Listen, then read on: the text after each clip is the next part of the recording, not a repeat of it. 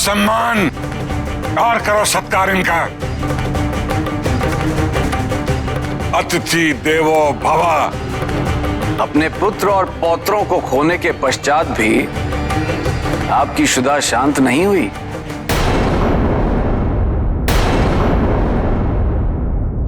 यदि आपकी जगह कोई मनुष्य या कोई देवता होता तो सब कुछ त्याग के चला गया होता, किंतु आप असुर हैं ना, और असुरों को अपने स्वार्थ के परे कुछ दिखता कहां है।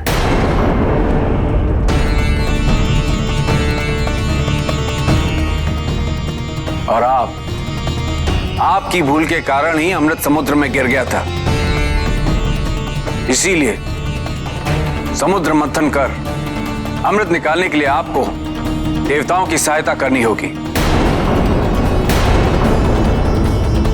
किंतु ज्ञात रहे, चूंकि आपके और मेरे युद्ध के परिणाम के पूर्व ही अमृत समुद्र में गिर गया था, इसीलिए समुद्र मंथन के पश्चात प्राप्त हुए अमृत पर भी केवल देवताओं का ही अधिकार होगा। सिर्फ हमारा अधिकार होगा। राजा बलि के द्वार पर जो भी आया है कुछ न कुछ पाकर ही गया है, किंतु आप तो अतिथि के वेश में मेरा अपमान करने आए हैं, सहायता मांगने नहीं। ये आपसे किसने कह दिया कि मैं आपसे सहायता मांगने आया? मैं तो यहाँ पे असुरों को देवताओं की सेवा करने का अवसर देने आया। देवराज इंद्र,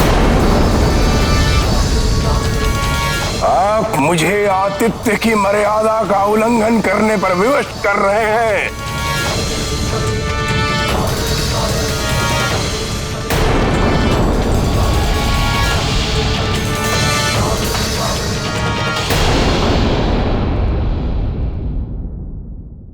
तो सहायता का प्रस्ताव लेकर गए थे, किंतु असुरों को लगा कि हम उन्हें अपना सेवक बनाना चाहते हैं। अपनी मूर्खता के कारण उन्होंने संधि का यह प्रयास भी विफल कर दिया।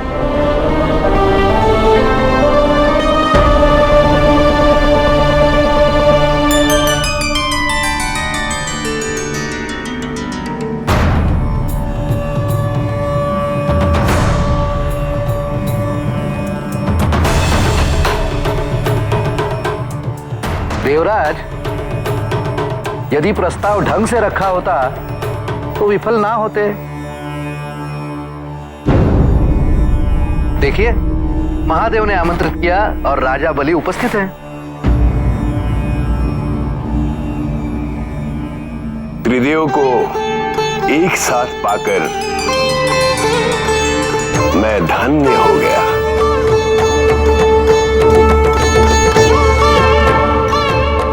बलि, अमृत के अभाव में यह संसार अनर्थकारी सिद्ध होगा। हमें समुद्र मंथन की प्रक्रिया शीघ्र ही आरंभ करनी।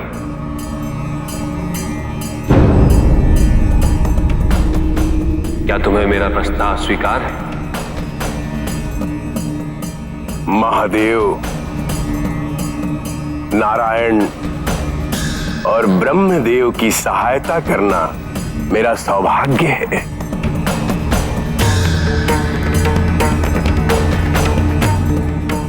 महादेव, मैं और संपूर्ण असुर जगत मंथन के लिए तत्पर है।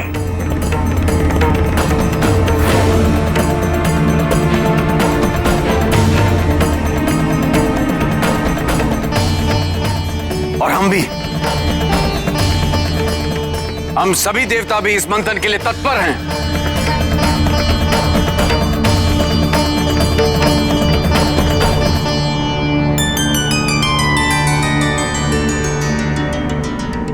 हम सब कल एकजुट होकर समुद्र मंथन की प्रक्रिया को आरंभ करें।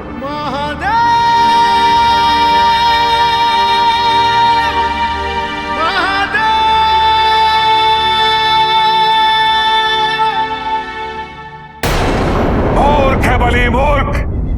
कितना समझाया था कि नहीं समझा? होने दो मंथन, होने दो। सभी को समझ आ जाएगा देवतागण असुरों के साथ अन्याय करेंगे। अन्याय।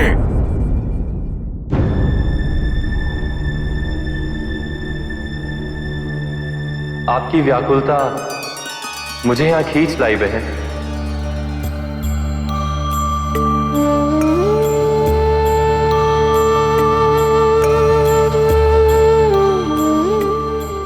क्या हमारी व्याकुलता का कारण पर्याप्त नहीं है, उचित नहीं है? आपने तो हमें बहन माना है, आप तो हमारी व्याकुलता समझिए।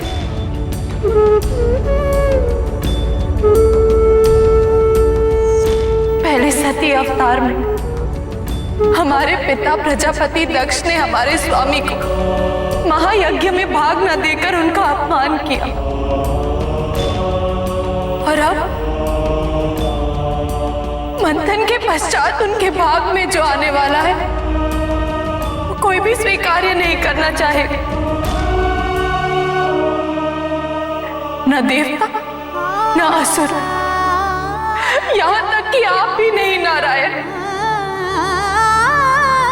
हमारे स्वामी का पुनः अपमान क्यों नारायण? बताइए, क्यों हमारे स्वामी को समुद्र मंथन से निकला विष पीना पड़ेगा? बहन, महादेव देवताओं और दानवों के मध्य विषमता मिटाना चाहते हैं। वो इस संसार में स्थिरता और शांति लाना चाहते हैं, जिसका माध्यम ये समुद्र मंथन बन सकता है। मंथन से अमृत भी निकलेगा और विष भी, किंतु सत्य तो यही है, अमृत तो हर कोई ग्रहण करना चाहता है, किंतु विष कोई नहीं चाहता। और यदि ये विष इस संसार में फैल गया तो इसका परिणाम क्या होगा ये हम सब जानते हैं। इसीलिए महादेव इस संसार को अमृत दान और विष से रक्षा करने हेतु इस विष को ग्रहण करने वाले हैं।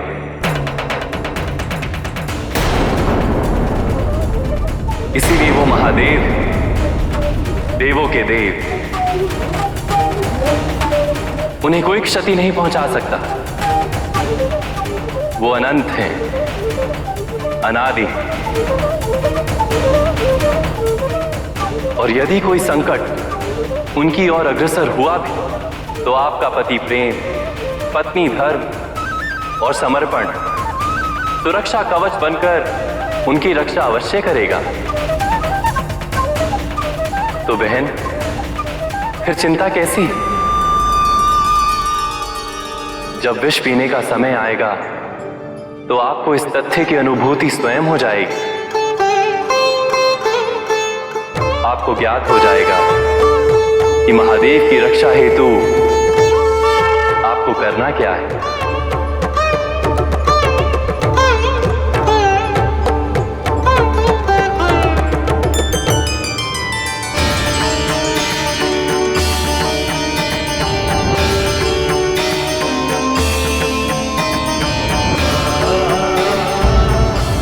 जैसे व्यवहार की अपेक्षा हम दूसरों से करते हैं, वैसा ही व्यवहार हमें दूसरों के साथ करना चाहिए। यदि हम चाहते हैं कि दूसरे हमारा सम्मान करें, तो पहले हमें उनको सम्मान देना होगा।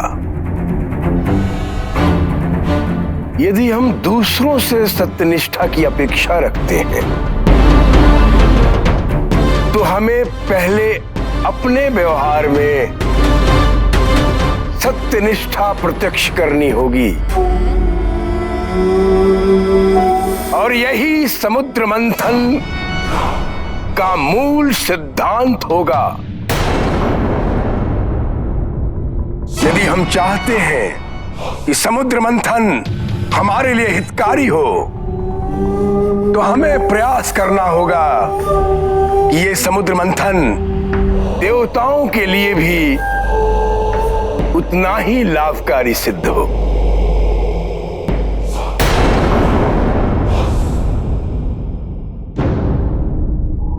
ऐरावत को देखा है?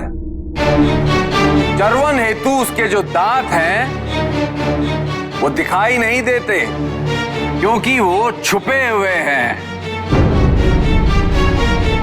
बिल्कुल इन असुरों की मंशा की भांति, जो प्रत्यक्ष नहीं होगी, किंतु हम सब जानते हैं कि उनके मन में क्या चल रहा है, किन विचारों का चरवन चल रहा है, हम सब जानते हैं। उनका हमारा साथ देना ये उनकी अच्छाई का प्रतीक नहीं, उनकी चालाकी का संकेत है। इसीलिए हमें इन पे कदापि विश्वास नहीं करना चाहिए। और जैसे ही मंथन समाप्त हुआ और अमृत की प्राप्ति हुई, हम उसे छीन लेंगे, क्योंकि हम देवता हैं और अमृत केवल देवताओं के लिए होता है। उनके हाथ कुछ भी नहीं लगने देंगे, कुछ भी नहीं।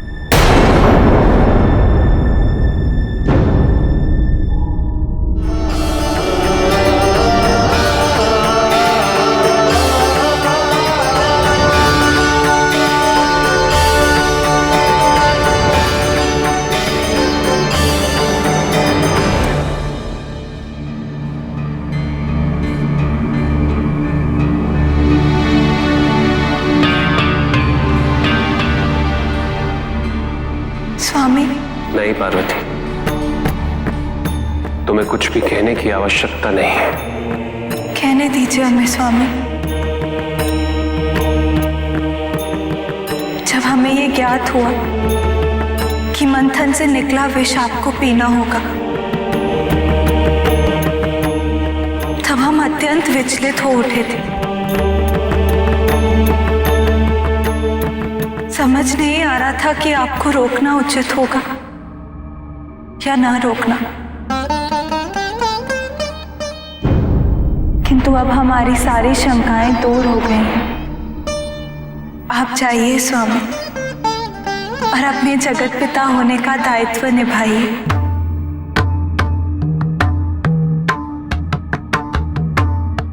हम आपके साथ हैं।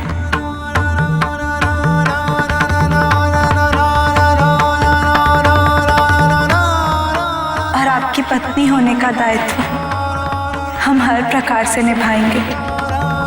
यदि तुम अपना समर्थन व्यक्त ना करते तो भी मुझे ये विष पीना ही होता।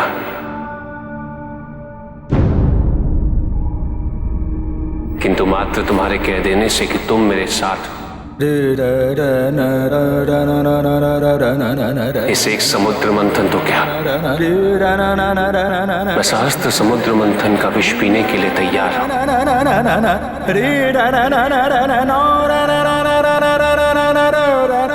पार्वती, तुम मेरी शक्ति ही नहीं, मेरी प्रेरणा भी हो।